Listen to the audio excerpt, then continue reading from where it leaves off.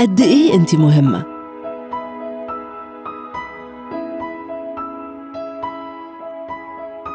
قدمتيلي حاجات كتير من قبل حتى ما أعرف.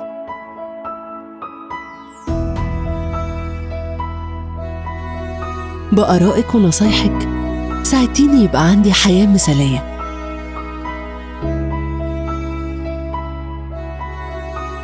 وأهم حاجة إنك قدمتيلي أهم شخص في حياتي، جوزي.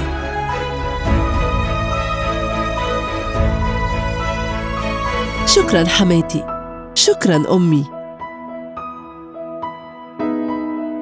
إندست بتشكر كل أم وأب بيعلموا أولادهم إزاي نساعد بعضنا في البيت. إندست، مع بعض أسهل، بضمان بيتك.